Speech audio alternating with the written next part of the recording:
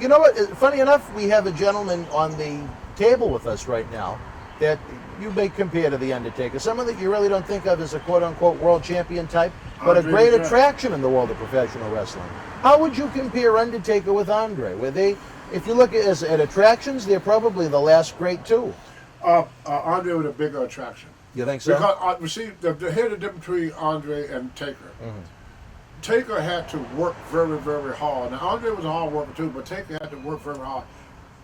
He had to earn his status. Mm-hmm. He had to earn his status. Andre had his just walking through the door. Andre did not have to work as hard to become as popular because people came to see him. That was his attraction, just to look at him. You can find 1,000 people that look like Undertaker. You can't find anybody look like Andre, not even today. So he was like the eighth wonder of the world. He was like something, see it now or never see it again. So the fans had 20 years to look at Andre. Yeah. Only. Now, those that came after his death would have never saw him. At peak, if you were the promoter, who would you rather book to headline your show, Andre or Undertaker? To headline? Yeah. Undertaker. Really? Yeah. Over Andre? Yeah. Now, why is that? Because with Andre, the match code will be 5 minutes. With Undertaker, you're going to get 20, 30-minute entertainment. The people get more for their money. Undertaker, I think, is very underrated as far as... Andre thing was, once you seen Andre... That's it. That's it. That's all, that's the gimmick. You got what you wanted. You got what you wanted. But with Undertaker, you see him, but then you get a lot more that goes with it. It's kind of like buying a car that don't have a lot of luxuries to it.